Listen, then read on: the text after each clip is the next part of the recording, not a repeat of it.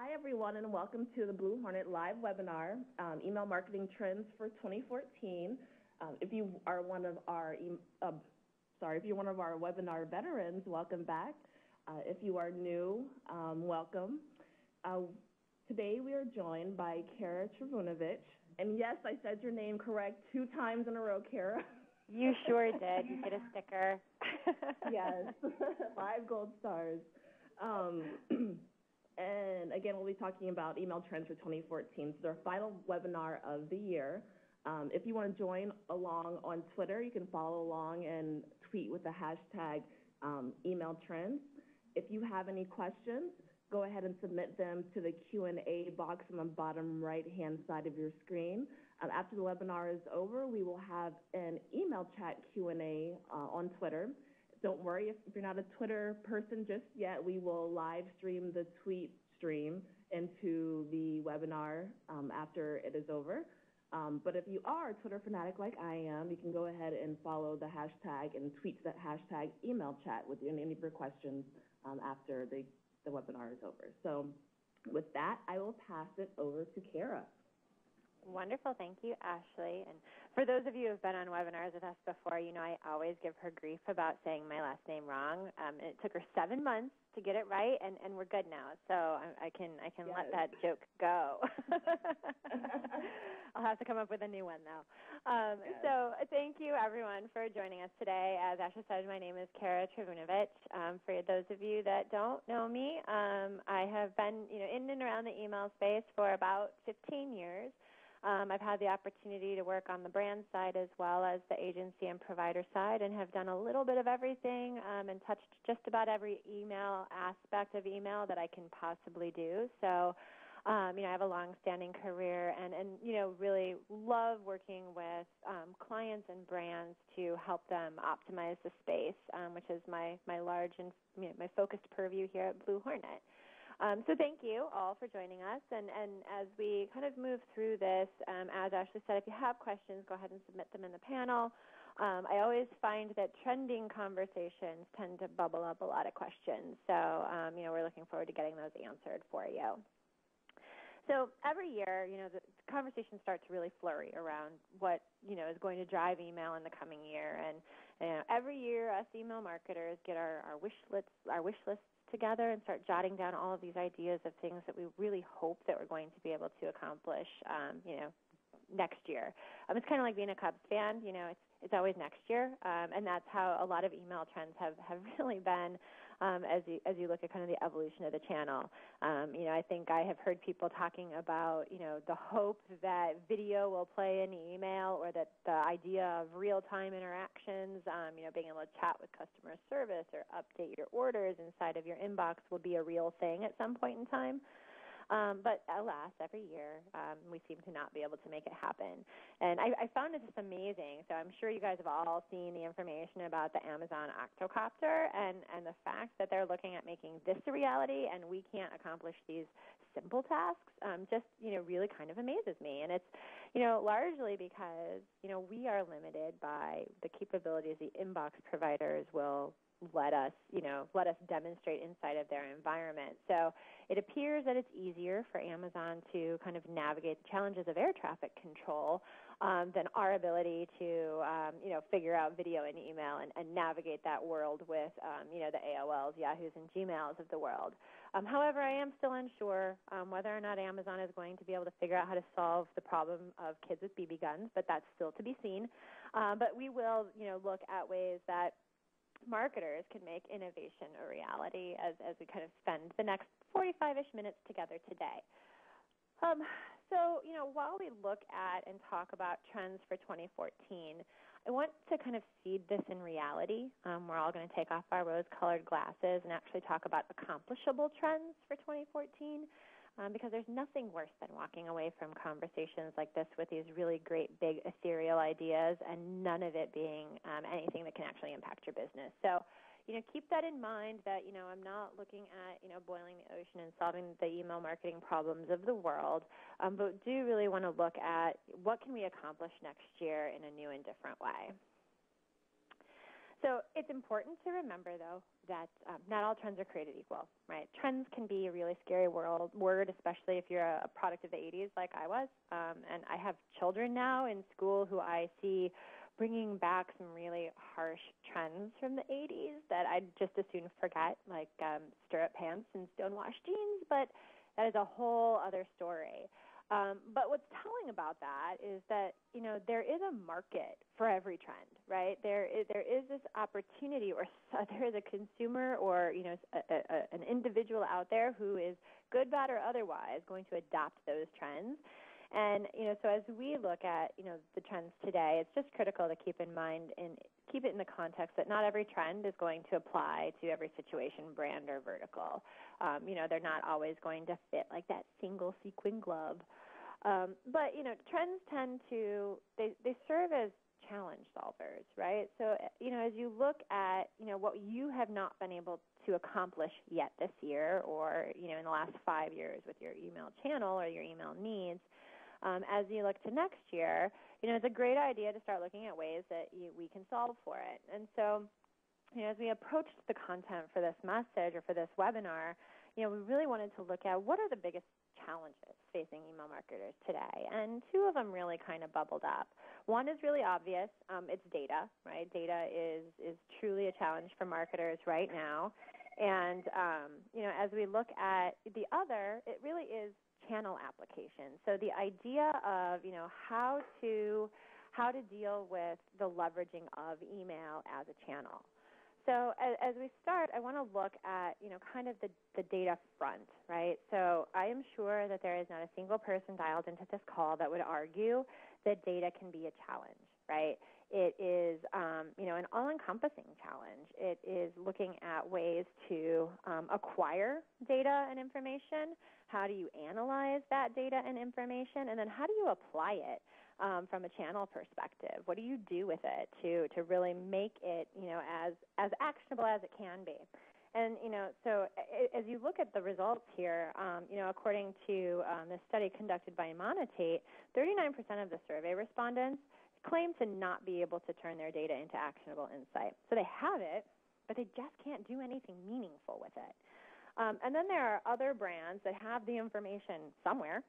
They know that it exists inside their organization, but for whatever reason, they can't seem to get their hands on it and be able to do anything with it. And so, these are all very critical and important aspects of being able to leverage or use the data that, marketers have available to them. And the fact that we have not been able to, really tap into it yet, leveraging a channel that is so extremely dynamic and so extremely relevant and so timely, it's a little bit of a miss. And it's not because, we're not trying, and it's not because we're not trying to, do things better. It's just that the sheer amount of data that we encounter on a daily basis continues to grow exponentially, and really kind of trying to figure out what to infer out of that data and how to do something meaningful with it becomes kind of secondary because you're just trying to keep your head above water to get the other things done. So the other challenge is a little less obvious, but it's something that email marketers really kind of need to start thinking seriously about. It's kind of this idea of the application and use of the channel. And I mean that not so much from how do you use the email channel, but how do you use it inside of the total marketing mix? So, today the inbox really is a battlefield where brands aren't just fighting with their biggest competitors. That war exists between your brand and every other email communication that they receive in that environment. It is a test of, what is it that you are going to, garner from an attention standpoint from the consumer. And, being relevant and being timely inside of those environments is extremely important. However, email is a really powerful channel, and it tends to be, your subscribers tend to be amongst your most loyal and engaged customers. And so you have this ability to really leverage email in a way that can inform and drive other areas of your marketing, programming, and planning that I don't really see a whole lot of brands tapping into today. So, as you kind of look at this and think about the evolution of the channel, Email is really been a promotional channel. It's a way that brands have been able to hand out discounts and coupons and deals and promote distressed inventory and drive revenue, right? And consumers have actually started to game our email programs. I have talked to, once upon a time when I started in this space, I hated telling people what I did for a living because they're like, oh, yeah, you're a spammer. Now, it's like, oh, my God, I wait every time I want to buy something from Pottery Barn, I wait for the email to come so that I can use the coupon code for the discount. I've even seen articles in magazines and publications like Better Homes and Gardens that talk about like couponers are actually blogging and writing advice about how to get an abandoned cart offer so that you go to your website, you put something in the cart, you wait for them to send you an email with a discount, and then you go make the purchase. So the fact that, consumers have become so in tune with our marketing tactics associated with the channel really means something. And it's good and bad, right, because we are influencing that behavior. So we're going to talk about this aspect of it a little more in detail, but I just wanted to kind of get it conceptually in front of you guys so you can start thinking about it as, we kind of move through the rest of this conversation. So to get started, we're going to kind of focus on the data issue. So, like I said earlier, it's an all-around problem. It's acquiring, analyzing, applying, the data. And given, the data is a challenge for marketers, a lot of the focus and the things that I'm talking about here are really going to be squarely focused around making that data more actionable for the email marketer. And providing a more relevant and valuable experience for the customer in order to win that battle in the inbox. So in order to do that, email has to get smarter.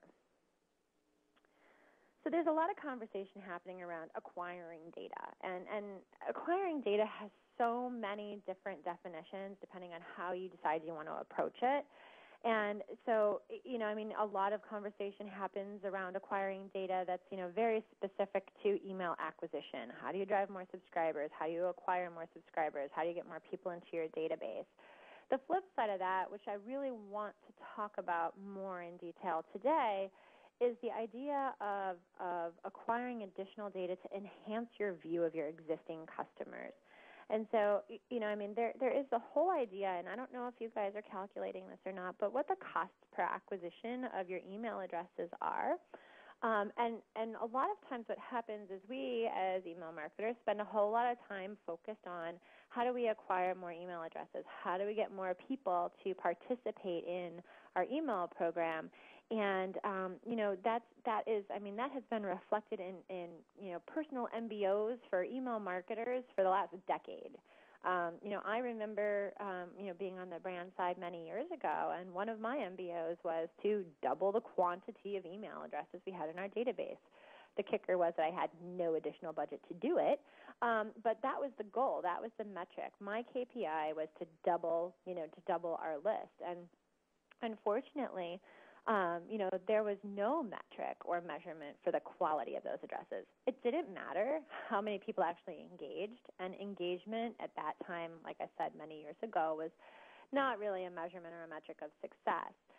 But now, as the ISPs and the inbox providers are becoming more diligent about engagement as an inbox placement metric, and as senior leadership coming into, key marketing roles and positions, CMOs and senior marketing VPs that have more digital marketing experience, the focus is starting to shift a little more to the data quality because, using bad data can really have a negative impact on your program and your brand. So just to set, the stage for the purpose of the conversation today, we're not looking at acquisition in terms of, email acquisition. Instead, I want to really focus on this idea of additional data points and understanding your customer. So there's three ways you can kind of go about getting this information. You can append it. You can, leverage self-reported data from your consumers or your subscribers, and you can use behavioral information. And using any one single source alone can provide you a glimpse into the customer. It's not going to paint, the entire picture. So, as we look at kind of the pros and cons of, really enhancing a customer's profile, The pro is that it creates a more relevant experience for the customer, right? So you have this ability now to talk far more directly to the customer, to the subscriber, in a way that's going to be meaningful for them. The problem, or the con, is that a lot of times what brands will do is get so excited about their ability to segment and target and provide these very specific offers that you almost become too relevant, or you start to over-segment or over-target, something that a customer, you start to over-target or minimize that opportunity or that touch point in that relationship.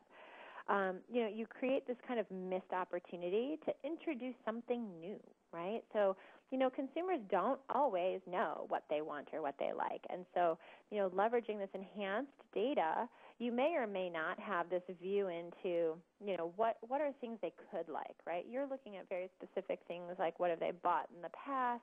Even on the append side, you can get down to what are hobbies, do they have children, right? You get a view of them, but you start to minimize what you're exposing them to that could potentially be new. For the purposes of debate, as we dive into, the kind of pros and cons a little more, when you start looking at append data very specifically, you have this ability to gather all kinds of information about your customer from multiple sources, keyed against an email address with very little effort. And there are companies out there who do a terrific job with this. And you can get amazing insight both at an aggregate level, so kind of a view of your entire customer base, down to, the individual level. The challenge with that, though, is really in understanding what it is you want to do with that data, first and foremost. And secondly, sometimes the challenge becomes the idea, as far as keying this append process, right, it's keyed off of this email address. And as much as we hate to admit it, not all of our subscribers give us their primary email address. And so a lot of that append information is going to come from transactional data. And when customers are transacting and they want to make sure they're getting their transactional details, they're using their primary email address. And that may not be the email address you have on record. So while there might still be some sense of a match from a persona or an individual perspective, if you don't have the right email address on record, you might not get that match. And then, like I said, the other piece is that you have to be really mindful about how you're using that information or what you're doing with it, because the customer doesn't have any expectation that you know this information about them. And so you have to tread really carefully to not become super creepy about how you're applying that information and talking to them. So it can influence what you're talking about, but not necessarily, call it out specifically in the content or, the information that you're putting out there. So the importance then becomes in having kind of this complete view of the customer. And so as you look at, append information as one source of information, you have other pieces of information available to you, such as self-reported information and then behavioral information. So on the self-reported side, think about things like filling out, preference center information or survey details or, some sense of a progressive profiling widget inside of an email communication. Self-reported data from a customer's perspective tends to be relatively aspirational, right? It's my ideal view of myself. It's not that the information is untrue. It's not that the consumer is lying, but it's what we want to believe about ourselves, and what we believe about ourselves and what our truth really is can sometimes be very different. So, an example of this is, I always try and put things into perspective of my life when I'm thinking through these things. So, I recently went through kind of a survey on travel behavior. And, as I'm answering these questions, I'm answering questions about how I want to be on the beach and I want to have fruity cocktails and get massages and have, go to some exotic destination where I can lay by the pool and have people just wait on me, right? But the reality of my travel behavior is something very different. So the reality is that I travel for business a lot. And when I am traveling for business, I have very little opportunity to actually get a massage. So I really aspire to do it one day. And then when I do travel with my family, I'm traveling with 3 kids and my husband in tow, right? So chances are I'm really probably not going to find myself at a beach. I'm not going to find myself by the pool, but I'm going to find myself standing in lengthy lines at theme parks or zoos or something like that, which is also very enjoyable. But, it's not relaxing. So my self-reported information is it wrong? I mean, no, it's not wrong, because someday I will find myself on the beach at Tahiti, but probably not likely until my kids are in college. So, if as a brand you've appended information about my actual travel purchases, so now we start looking at behavior, couple that with my self-reported view of myself, you start to kind of get this better view of who I am, right? So yes, I aspire for wonderful vacations that are, extremely relaxing. However, my reality is right now, given the age of my children, I'm probably someplace with mouse ears. And then you couple in, like I said, the behavioral side of this, which is, looking at what types of content am I engaging with in your email communication? What types of vacations am I searching for on your website? And so all of this begins to paint a picture of the type of information you can then put in front of me to create a very relevant experience. But that can be complicated, right? So that brings us to the analysis of this and the application of the information you now have available. So it's no fluke that data science has emerged as a discipline and a really well-respected profession. The sheer amount of volume and of data that we have available today is so immense that accurately and effectively interpreting the data so that it can actually be logically leveraged is an issue. Right? So as we look at ourselves and our jobs as marketers, a lot of it has been hinged on database marketing. Being able to create personas and understand travel behavior and, the idea of driving incremental behavior, we've spent a significant amount of time really kind of trying to dig into and understand the data from that perspective, as well as, on the back end analyzing what have we accomplished as marketers.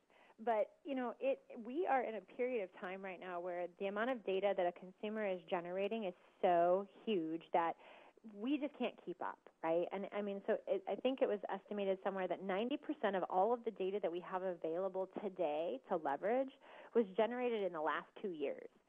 And it's going to continue to grow by approximately 50% year over year for the next few years. So, the challenge with data is just going to continue to be a challenge for us.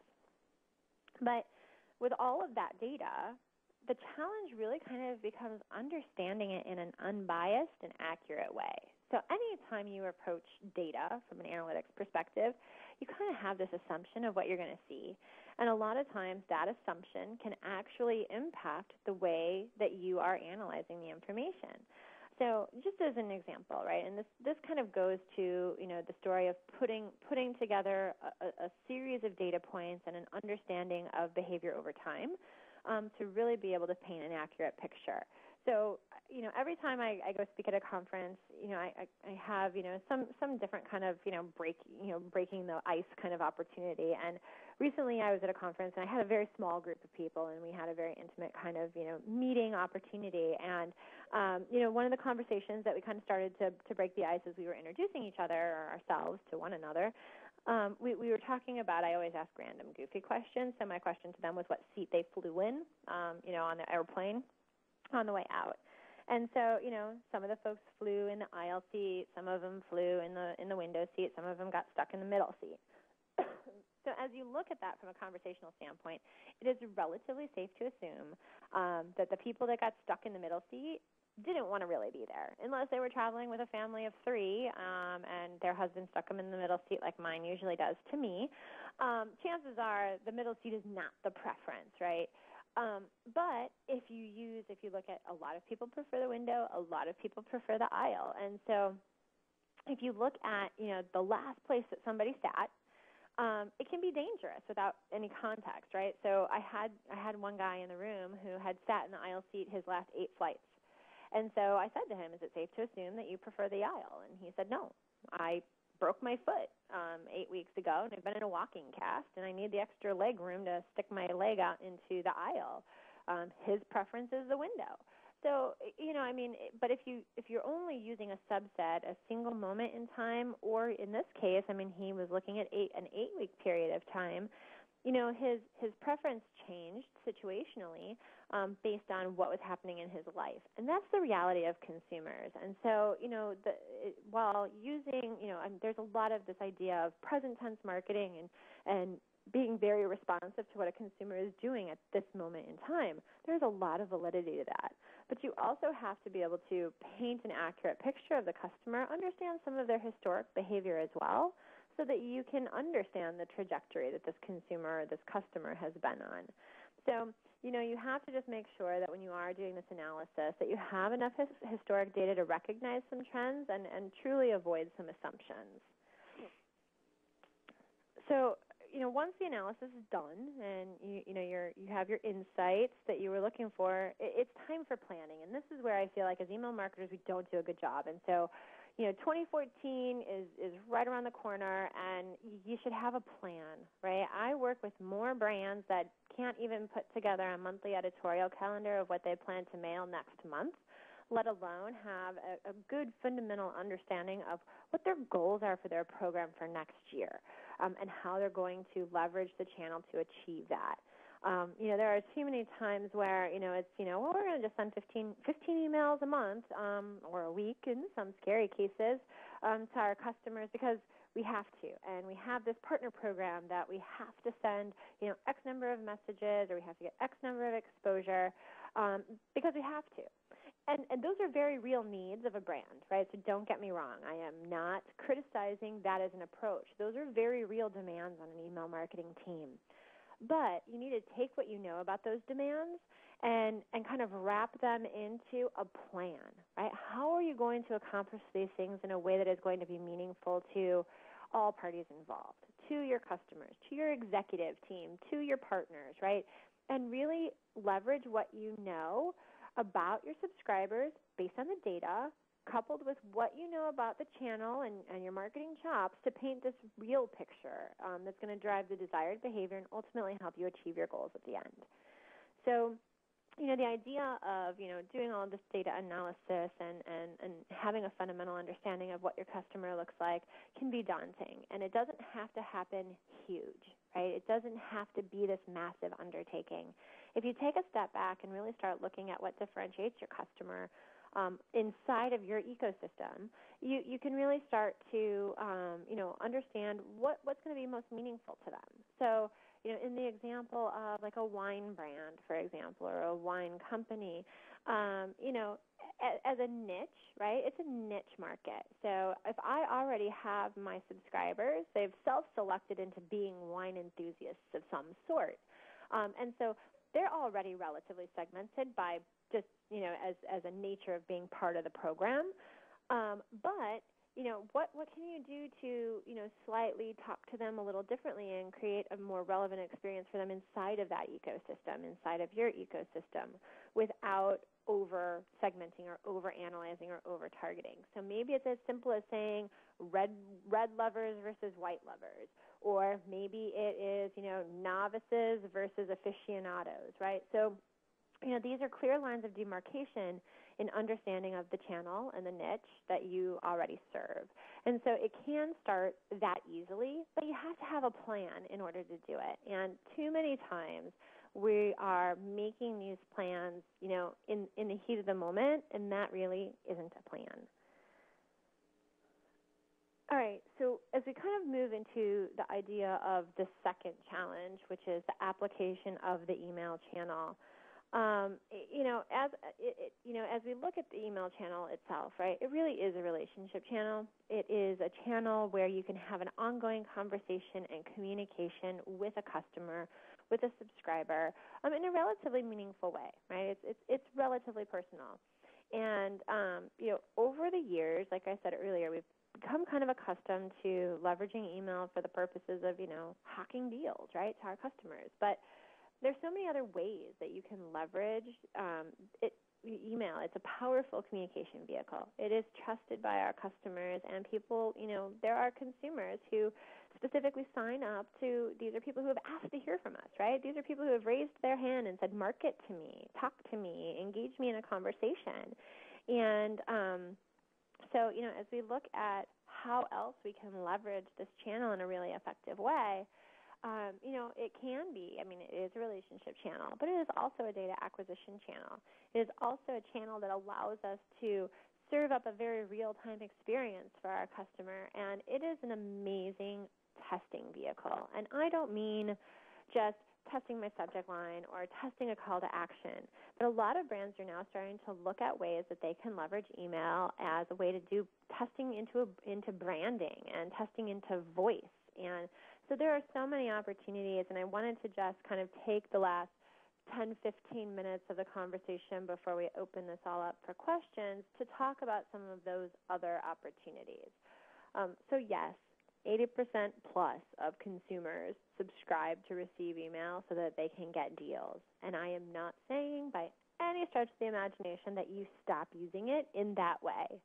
But I would ask that, as we kind of look at this conversation, how can you expand your purview of what it is we do in the email channel as a way to affect other and greater, marketing efforts inside the organization? So the first is a data acquisition opportunity. So yes, email is a relationship channel, but it is a powerful acquisition tool. Think about every single time somebody engages in your email communication or doesn't, right? Even the lack of an interaction tells you something about the customer. And, so as you look at it for the possibility of data enhancement and learning about your customer, it really does become very complementary to the concept of it being a relationship channel, right? So you don't go out on your first date with, a brand new somebody and spill your guts about everything that has ever happened to you in your entire life, right? Because chances are you're not getting a second date. But you learn about people over time, and your email program should be no different, right? So having a litany of questions, relationship that you want people to just spill their guts, about who they are, may not necessarily be the most effective way to learn about your customer. Instead, using, the idea of potentially progressive profiling in one of a couple of ways can really help you learn about your customer over time. And the key in doing that is that as you learn, you have to reflect those learnings back in the conversation, right? So, if you think about it from a sales perspective, and if you look at how sales, I'm sure all of you have been, courted by salespeople. Salespeople have an amazing task to learn about somebody and reiterate that information back to them in a real live scenario, right? So, it always amazes me about people who remember that I live in St. John, Indiana, and actually do some sense of random research about what has happened in St. John, Indiana. And oftentimes I learn things from them that I never had any idea about. But these are things that, you kind of learn about over time, right? So you have as you look at progressive profiling as a tactic as you enter into next year to learn about your customer, you can do what we've seen here, right, in this Metlife example, and there are a number of brands who are actually doing this right now as part of their onboarding programs. But, asking a question, right? So in this example, it is, what do you look for most in an insurance company? They're trying to get to value proposition, right? What is it about our brand that, resonates with you most? Or what is it, what are the deciding factors into going into, choosing an insurance company? Is it long-term reliability? Is it low rates? Is it low deductible? Is it range of coverage? So, asking those types of questions can, A, provide some sense of insight back into informing your brand, and B, it can start to tell you about areas of focus, content that you can make more relevant inside of their communications, and it tells you a little bit about them, right? So if they're a low-rate person, right, and they're constantly looking for the best deal, getting in front of them, before their term expires on their policy, best ensuring that you have the best rate available to them, hitting that message home could be, something that really encourages them to stay, inside of the family. If you're looking for range of coverage, right, introduction of new cool coverage elements inside of the insurance. I know insurance isn't typically super cool, but they do introduce, right, the idea of some different types of coverage. And so, being able to, maybe these are the people who you bring that message to bear as a primary type of communication vehicle when new coverage comes out. So, you have the ability to really kind of ask these questions, add those answers to the subscriber's profile, and then leverage that information to make the content for them more relevant. The one thing I'll say about this, just from a functionality standpoint, because I get this question a lot, is typically, yes, forms don't typically work inside of an email communication. So, actually being able to submit a form as you would online is not typically a function that's going to work inside of an email communication. But in an example like this, all you're really doing is collecting a click activity, right? So if you click on long-term reliability, it will take you to a landing page that talks about Metlife's long-term reliability and what it means to them. So it does drive you to a landing page that's relevant to your response. The marketer is then able to gather that click activity, log it against the profile, or put it into a clicker group or something like that, so that you can market against it again. And the functionality doesn't fail. So it really does, it becomes kind of a click-through action versus being like a form submit. So it's just kind of a different way to think about the functionality, because I know that's a question I get pretty frequently. All right, so the next option is looking at the concept of real-time content. There's service providers out there. Movable ink is probably the most prevalent. That allows for real-time content. And this is more than just countdown clocks or numbers of, participants in a deal, or, you only have X number left, right? These are very key ways to do it, and depending on your goals and your objectives and what you're trying to accomplish with real-time content, the ability does exist to do those types of things. And if it's creating a sense of urgency or creating a sense of validity by highlighting the number of people who have taken advantage, those are things that you really can use. But other areas that I have found really interesting and tend to really resonate with brands is something to think about. If you have an inventory strapped type of offering, is being able to always display something in your email communication that has proper inventory. So one of the cool things about real-time content is that you can say, if we run out of inventory on this product, then don't serve this product anymore. Add this product, right? And so the experience for the customer becomes far more relevant, and it becomes more actionable for them, because you minimize the frustration of having to say, go ahead and buy this, and then the inventory not being in stock or not being still available at the price point that it was being promoted at inside the email communication. So those are very real opportunities in how you can kind of leverage the idea of real-time content.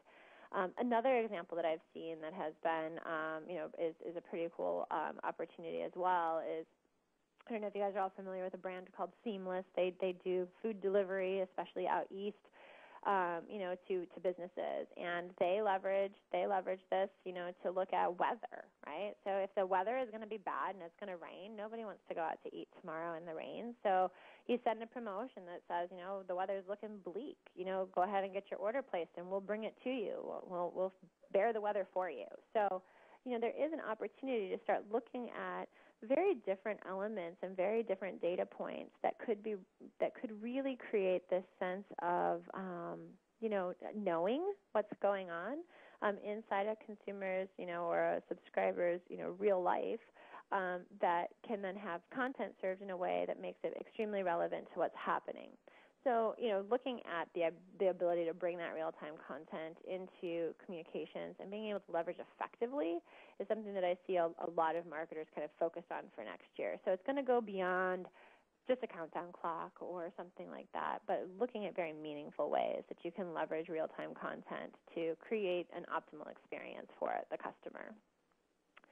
And then the last one is really looking at email as a vehicle for testing. So your subscribers are probably the most qualified focus group that you're ever going to get your hands on, right? I mean, they are there for you to, ask questions of, monitor their engagement with different elements, and really start leveraging what it is that they're responding to and what it is they're saying about you as a way to influence what's happening inside of your overarching marketing, kind of program. So, like I said, it's a cost-effective way to put some things into test, right? I mean, before you start rolling out things like, new positioning, brand positioning, or voice and tone or taglines, these are things that you can really start looking at, and garnering an understanding of what is resonating with your customers in a way that you don't actually have to ask them, do you like this,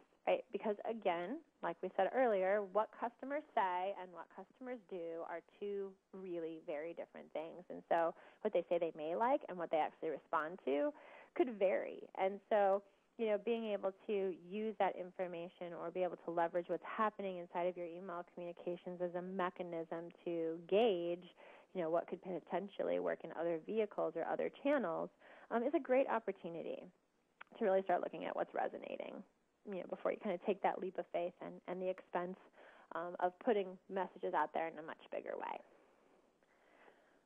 So, as we kind of look at wrapping up and getting back to the hustle and bustle of our holiday prep, there's, as you look at this, I mean, there are, really looking at ways that you can apply these trends to your email business and your marketing business next year. So really looking at ways that you can address the data challenges and needs. And I know that we talked a lot about some pretty ethereal kind of, being able to look at all of these different data points from an append and a self-reported and, behavioral kind of stance. Looking at that data, I mean, even if you're looking at two data elements, so if you're looking at self-reported and behavioral, right, or, appended and behavioral, right, you at least start looking at two of those elements so that you can kind of self-validate what you're interpreting and pick one or two or three key areas of focus for the customer that are going to be meaningful. So you don't have to boil the ocean. You don't have to complete these crazy big personas, and you don't have to map out, their trajectory through your life cycle. Though if you have the wherewithal and the, and the resources to do it, by all means, it's a great exercise to go through. But the reality is that most marketers don't have the time to actually do that. So, really, take a step back, look at the big picture, and look at what data do you need to better understand your customer. What is it that you're trying to understand about them, and then how are you going to leverage that in making the experience for them more relevant? So you really need to answer those three questions as you look to then decide what's the best approach for getting that data, analyzing that data, and applying it. And then, like I said, the last that we really kind of talked about here is the application of the channel. Email, yes, it is a promotional channel, and yes, it is a conversion channel. And it's a highly trackable channel, which makes it very, very, interesting for marketers to leverage because it does give you a lot of insight, which is terrific. But you have to kind of start thinking outside the box a little bit. What else can you do with the channel to help influence and drive other marketing initiatives? How can you leverage what your customers are telling you in a way that is going to be meaningful to, the overarching kind of approach and what your marketing plan is for next year? How can you leverage your audience as something of a focus group so that you can really start to understand what those impacts are going to look like? So as you kind of walk away and start planning for or entering into next year, really start looking at what these, looking at these trends and these opportunities as ways that you can start making modifications and truly optimizing your email program. So with that, I am going to go ahead and turn it back over to Ashley so we can get the Q&A portion of this going. So thank you all. Thanks, Kara. So we had a ton of questions come into to the Q&A box, but it's not too late to ask more questions. So if you have any additional questions you want to ask, just go ahead and type them into the box on the bottom right-hand side of your screen. And if you are on Twitter, we are going to jump into our email chat, so you can ask questions there as well.